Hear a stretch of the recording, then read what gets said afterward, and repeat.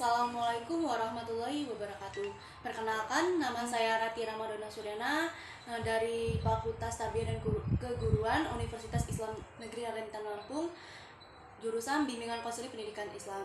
Baik, di sini saya akan menjelaskan tentang model bimbingan dan konseling ABK pada anak tunanetra low vision. Baik, di sebelah saya ada siswa yang mengalami tunanetra low vision. Untuk lebih lanjutnya, saya akan menjelaskan dulu apa itu tunanetra dan tunanetra low vision. Nah, untuk tunanetra itu sendiri adalah mereka yang penglihatannya terganggu sehingga menghalangi dirinya untuk menjalankan fungsinya dalam pendidikan. Nah, untuk tanpa ada latihan khusus, menggunakan alat khusus atau materi khusus lainnya. Kemudian untuk low vision itu sendiri adalah orang yang kurang lihat, sebagai orang yang meskipun sudah diperbaiki penglihatannya namun masih rendah atau kurang dari normal, tetapi penglihatannya dapat digunakan secara berarti. Kemudian saya di sini akan mengidentifikasikan ABK pada anak tunanetra yang dialami oleh siswa ini tersebut. Nah, untuk itu sendiri identifikasi itu adalah sebagai usaha seorang orang tua, guru atau kependidikan lainnya untuk mengetahui apakah seorang siswa yang berada di samping saya ini mengalami hambatan apa saja atau kelainan atau penyimpangan fisik yang mempengaruhi pertumbuhan perkembangan yang ada di dalam dirinya. Kemudian di dalam tunanetra low vision ini memiliki beberapa karakteristik yang ada di dalam tunanetra. Yang pertama itu mengenal bentuk objek dari berbagai jarak. Yang kedua ada menghitung jari dari berbagai jarak. Yang ketiga tidak mengenal tangan yang digerakkan.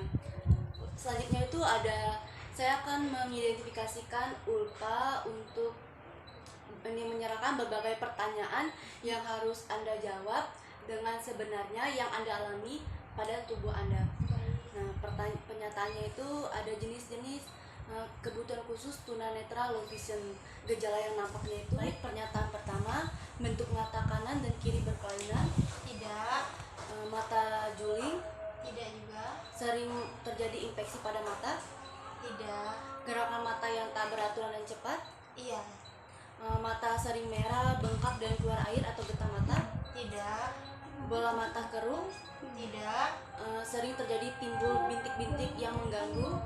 Tidak. Terdapat kelainan di bagian bola mata. Iya. Selanjutnya, kerusakan nyata pada kedua belah mata. Tidak. Secara nyata anak tidak dapat melihat. Tidak. Terjadi dapat mengamati orang jarak 6 meter. Iya. Baik, untuk penglihatan terasa kabur. Iya. ULPA sering memejamkan mata. Tidak. Sering menunjukkan kepala ke depan saat melihat.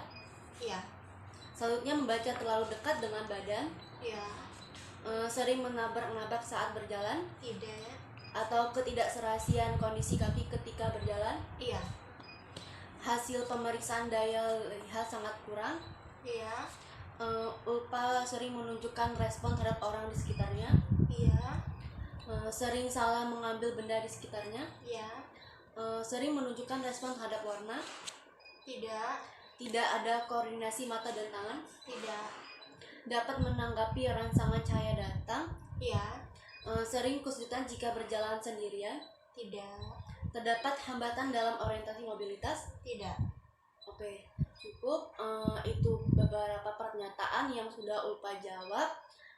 Selanjutnya akan saya jelaskan asesmen yang terjadi pada ULPA setelah adanya hasil identifikasi yang sudah saya jelaskan dan ULPA jawab tadi. Baik, untuk lebih lanjutnya saya jelaskan asesmen itu apa dulu. Nah, asesmen ini menurut James ini adalah proses sistematika dalam mengumpulkan data seseorang anak yang berfungsi untuk melihat kemampuan dan kesulitan yang dihadapi seorang siswa tersebut. Nah, sebagai bahan untuk menentukan apa yang sesungguhnya dibutuhkan. Nah, tujuan asesmen itu sendiri yang pertama itu untuk menyaring kemampuan anak tunanetra, yang kedua untuk keperluan pengklasifikasian penempatan dan penentuan program pendidikan anak tunanetra, yang ketiga untuk menentukan arah dan kebutuhan pendidikan anak tunanetra. Nah, selanjutnya itu ada dari asesmen pada anak tunanetra yang dimiliki oleh ULPA setelah hasil identifikasi tersebut. Yang pertama dari fisik, gerakan mata yang tidak beraturan dan cepat, kemudian terdapat kelainan di bagian bola mata, penglihatan terasa kabur, ketidakserasian kondisi kaki ketika berjalan, hasil pemeriksaan daya lihat sangat kurang, dan dapat menanggapi rangsangan cahaya datang. Yang kedua dapat dari kognitifnya, yaitu sering salah mengambil benda di sekitarnya. Yang ketiga ada interaksi sosial. Pada ULPA ini dapat mengenali orang dengan jarak 6 meter, ketidakserasian kondisi kaki ketika berjalan, menunjukkan respon terhadap orang di sekitarnya, dan sering menjulurkan kepala ke depan saat melihat. Nah, untuk itu sendiri, apakah yang ada kemampuan atau kelebihan yang dimiliki oleh ULPA setelah mengalami sebagai anak tunanetra low vision? Kemampuan yang saya miliki yaitu saya bisa mandiri dalam mengerjakan sesuatu tanpa perintah. Misalkan saya dapat membuka keran sendiri, kemudian memakai sabun dan mencuci tangan sendiri. Dan untuk kemampuan akademik saya bisa menulis karya ilmiah seperti cerpen ini dan puisi, walaupun tulisan saya tidak lurus dalam pada garisan halaman. Kemampuan sosialisasi saya yaitu cukup bagus, dapat berinteraksi dengan baik walaupun agak pemalu. Oke, banyak sekali ya kemampuan yang kamu miliki walaupun kamu mengalami tunanetra atau orang yang mengalami kurang lihat ya. Baik, setelah asesmen dari yang saya jelaskan, kemudian kemampuan-kemampuan yang sudah kamu ceritakan kepada saya, di sini saya akan menjelaskan model bimbingan konseling untuk intervensi ABK pada anak tunanetra seperti kamu. Ada beberapa model bimbingan konseling yang dapat dijelaskan dan mungkin dapat kamu terapkan juga. Nah, yang pertama itu ada bentuk layanan langsung, artinya instruktur low vision bekerja langsung dengan anak low vision dalam periode tertentu. Layanan langsung itu dilakukan di pusat layanan maupun di tempat khusus di sekolah anak tersebut. Nah, kemudian yang kedua, bentuk layanan kerjasama, artinya instruktur atau guru low vision bersama guru reguler secara bersama-sama melayani anak low vision. Biasanya layanan ini berlangsung atau dilakukan di sekolah di mana anak belajar.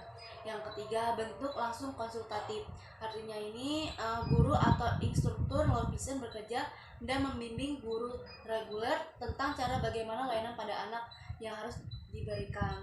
Nah, selanjutnya itu ada implementasi bimbingan non konseling pada anak tunanetra low vision seperti kamu. Nah, ada beberapa strategi layanan bagi low vision yang dapat kamu terapkan atau kamu lakukan. Nah, yang pertama itu ada fungsional, yaitu menjelaskan dan meningkatkan fungsi penglihatan seperti meningkatkan kerjasama, mengurangi silau, meningkatkan sensitivitas terhadap kekontraksan, memperluas tentang pandang dan sebagainya. Kemudian ada tujuan. Nah, tujuan dari implementasi yang akan kita lakukan ini membantu penyandang low vision agar mampu melakukan pekerjaan tertentu seperti membaca, menulis, memasak, berbelanja, dan keterampilan sehari lainnya termasuk mobilitas secara mandiri. Kemudian yang ketiga ada sikap, yaitu membantu penyandang low vision secara psikologis agar dapat beradaptasi dan bersosialisasi secara wajar dalam lingkungan percaya diri, sadar, dan memahami tentang kondisi penglihatan. Dengan implikasi yang sudah saya jelaskan, dengan strategi yang berorientasi kepada fungsional, tujuan, dan sikap, maka secara utuh dan seimbang, penyandang low vision dapat mengembangkan personal dan sosialnya sehingga menjadi sumber daya manusia yang mandiri dan beradaptasi. Lebih lanjutnya, ini yang bisa saya jelaskan.